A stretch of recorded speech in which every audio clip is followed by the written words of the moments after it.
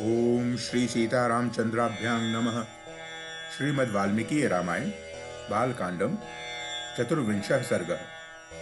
इस सर्ग में श्री राम और लक्ष्मण का गंगा पार होते समय तुमुल ध्वनि के विषय में प्रश्न, मलद, करूष एवं ताटका वन का परिचय, ताटका वध की आज्ञा। ततः प्रभाते विमले कृताह्नि कमरिंदमो विश्वामित्रं पुरस्कृत्य नद्यास्तीरमुपागतो। तदनंतर निर्मल प्रभात काल में नित्य कर्म से निवृत्त हुए विश्वामित्र को आगे करके शत्रुदमन वीर श्री राम और लक्ष्मण गंगा नदी के तट पर आए।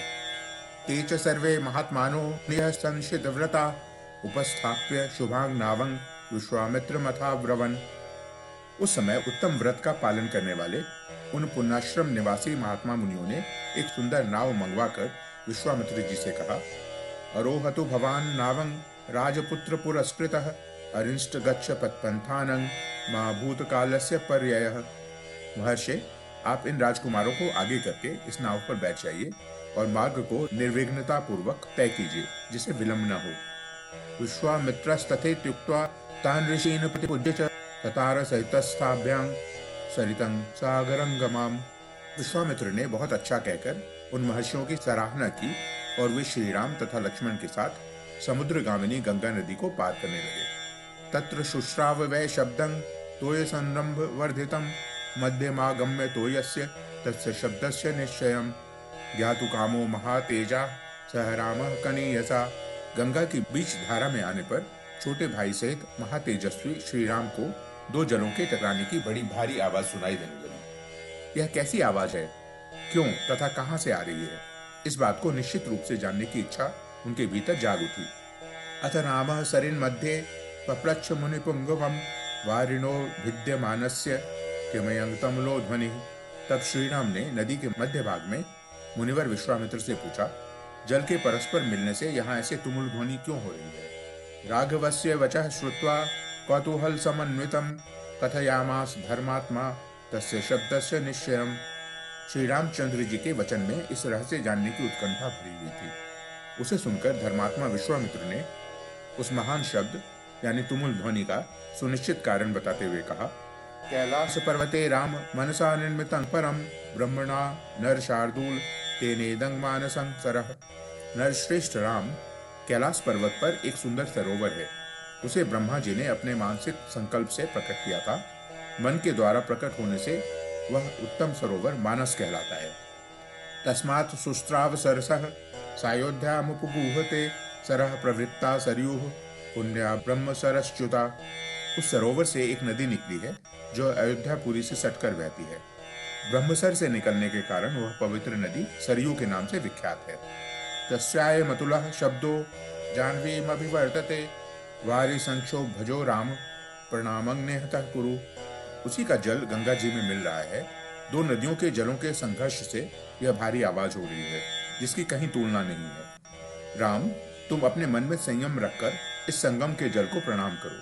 ताभ्यां तु तावुभो कृत्वा प्रणामवति धार्मिको तीरं दक्षिणमासाद्य जगमतुर्लघु विक्रमो। यह सुनकर उन दोनों अत्यंत धर्मात्मा भाइयों ने उन दोनों नदियों को प्रणाम किया और गंगा के दक्षिण किनारे पर उतरकर वे दोनों बंधु जल्दी जल्दी पैर बढ़ाते हुए चलने लगे।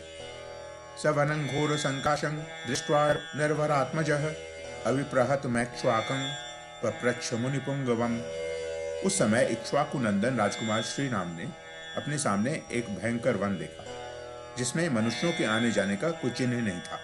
उसे देखकर उन्होंने मुनिवर विश्वामित्र से पूछा, अहो वन विदं दुर्गं झिल्लिकागण संयुतम भैरवैः श्वापदैः किरणं शकंतैर्दारुणारवैः नाना प्रकार शकुनैर्वाश्यब्धि भैरवस्वने। गुरुदेव, यह वन तो बड़ा ही अद्भुत एवं दुर्गम है। यहाँ चारों ओर झिल्लियों की झनकार सुनाई देती है। भयानक हिंसक जंतु भरे हुए हैं। भयंकर बोली बोलने वाले पक्षी सब ओर फैले हुए हैं। नाना प्रकार के विहंगम भीषण स्वर में चहचहा रहे हैं। सिंह व्याघ्र वराहश्च वारणैश्चापि शोभितम् धवाश्व कर्ण ककुभे बिलवतिन्दुक पाटलैः संकीर्ण बद्रीभिश्च किंगमिदं दारुणं वनम्। सिंह, व्याघ्र, सुअर और हाथी भी इस जंगल की शोभा बढ़ा रहे हैं। धव यानी धौरा, अश्वकर्ण एक प्रकार का शाल वृक्ष, कुकुभ यानी अर्जुन, बेल, तेंदुक यानी तेंदु, पाटल यानी पाड़र तथा बेर के वृक्षों से भरा हुआ यह भयंकर वन क्या है, इसका क्या नाम है? तमुवाच महातेजा विश्वामित्रो महामुनिः श्रूयतां वत्स काकुत्स्थ यस्यैतद् दारुणं वनम्। तब महातेजस्वी महामुनि विश्वामित्र ने उनसे कहा, वत्स, कुकुत्स नंदन, यह भयंकर वन जिसके अधिकार में रहा है उसका परिचय सुनो। एतौ जनपदौ स्फीतौ पूर्वमास्तांग नरोत्तम मलदाश्च करुषाश्च देव निर्माण निर्मितौ। नरश्रेष्ठ, पूर्व काल में यहाँ दो समृद्धशाली जनपद थे, मलद और करुष। ये दोनों देश देवताओं के प्रयत्न से निर्मित हुए थे। पुरावृत वधे राम मलेन समभिप्लुतम क्षुधा चैव सहस्राक्षं ब्रह्महत्या समाविशत। राम, पहले की बात है, वृत्रासुर का वध करने के पश्चात देवराज इंद्र बल से लिप्त हो गए। क्षुधा ने भी उन्हें धर दबाया और उनके भीतर ब्रह्म हत्या प्रविष्ट हो गई। तमिंद्रं मलिनं देवा ऋषयश्च तपोधना कलशः स्नापया मासुर मलं चास्य प्रमोचयन। तब देवताओं ने तथा तपोधन ऋषियों ने मलिन इंद्र को यहाँ गंगा जल से भरे हुए कलशों द्वारा नहलाया। उनके मल और कारुष यानी क्षुधा को भी छुड़ा दिया। इह भूम्यांग मलं दत्वा देवाः कारुषमेव च शरीर महेंद्रस्य ततो हर्षं प्रपेदिरे। इस भूभाग में देवराज इंद्र के शरीर से उत्पन्न हुए मल और कारुष को देखकर देवता लोग बड़े प्रसन्न हुए। निर्मलो निष्करुषश्च शुद्ध इंद्रो यथा भवत ततो देशस्य सुप्रीतो वरं प्रादादनुत्तमम्। इमो जनपदो स्फीतौ ख्यातिं लोके गमिष्यतः मलदाश्च करुषाश्च ममांगमलधारिणौ। इंद्र पूर्ववत निर्मल, निष्करुष यानी क्षुधाहीन एवं शुद्ध हो गए। तब उन्होंने प्रसन्न होकर इस देश को यह उत्तम वर प्रदान किया। ये दो जनपद लोक में मलद और करुष नाम से विख्यात होंगे। मेरे अंग जनित मल को धारण करने वाले ये दोनों देश बड़े समृद्धशाली होंगे। साधु साध्वितीं तं देवा पाक शासन अब्रुवन देशस्य पूजां तां दृष्ट्वा कृतां शक्रेण धीमता। बुद्धिमान इंद्र के द्वारा की गई इस देश की वह पूजा देखकर देवताओं ने पाक शासन को बारंबार साधुवाद दिया।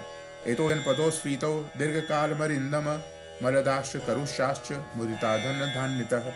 शत्रुदमन, मलद और करुष ये दोनों जनपद दीर्घकाल तक समृद्धशाली, धन धान्य से संपन्न तथा सुखी रहे हैं। कस्यचित्त्वथ कालस्य यक्षिणी कामरूपिणी बलंग नाग सहस्रस्य धारयन्ती तदा ह्यभूत। कुछ काल के अनंतर यहाँ इच्छानुसार रूप धारण करने वाली एक यक्षिणी आई जो अपने शरीर में 1000 हाथियों का बल धारण करती है।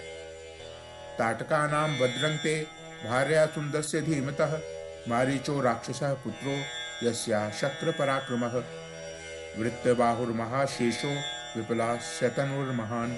उसका नाम ताटका है। वह बुद्धिमान सुंद नामक दैत्य की पत्नी है। मारीच नामक राक्षस जो इंद्र के समान पराक्रमी है उस ताटका का ही पुत्र है। उसकी भुजाएं गोल, मस्तक बहुत बड़ा, मुंह फैला हुआ और शरीर विशाल है। राक्षसो भैरवाकारो नित्यं त्रासयते प्रजा इमो जनपदो नित्यं विनाशयते राघव। मलदांश करुषांश ताटका दुष्टचारिणी। वह भयानक आकार वाला राक्षस यहाँ की प्रजा को सदा ही त्रास पहुंचाता रहा है। रघुनंदन, वह दुराचारिणी ताटका भी सदा मलद और करुष इन दोनों जनपदों का विनाश करती रहती है। सेयं पंथानमावृत्य वसत्यर्धयोजने अत एव च गंतव्यं ताटकाया वनं यतः स्वबाहुबलमाश्रित्य जहिमां दुष्टचारिणीम्। यह यक्षिणी 1.5 योजन यानी 6 कोस तक के मार्ग को घेर कर इस वन में रहती है। अतः हम लोगों को जिस ओर ताटका वन है उधर ही चलना चाहिए। तुम अपने बाहुबल का सहारा लेकर इस दुराचारिणी को मार डालो। मन्य योगा दिमंग देशं कुरु निष्कंटकं पुनः नहीं कश्य दिमंग देशं शक्तो यागंतुम ईदृशिम। मेरी आज्ञा से इस देश को पुनः निष्कंटक बना दो। यह देश ऐसा रमणीय है तो भी इस समय कोई यहाँ आ नहीं सकता। दक्षिण्या घोरया राम उत्सादितं सहयया एतत्ते सर्वमाख्यातं यथैतद् दारुणं वनम् यक्षा चोत्सादितं सर्व मद्यापि न निवर्तते। राम, उस असह्य एवं भयानक यक्षिणी ने इस देश को उजाड़ कर डाला है। यह वन ऐसा भयंकर क्यों है, यह सारा रहस्य मैंने तुम्हें बता दिया। उस यक्षिणी ने इस सारे देश को उजाड़ दिया है और वह आज भी उस क्रूर कर्म से निवृत्त नहीं हुई है। इत्याचे श्रीमद् रामायणे वाल्मीकिये आदिकाव्ये बालकांडे 4 सर्गः। इस प्रकार श्री वाल्मीकि निर्मित आश रामायण आदि काव्य के बालकांड में 24वां सर्ग पूरा हुआ। ओम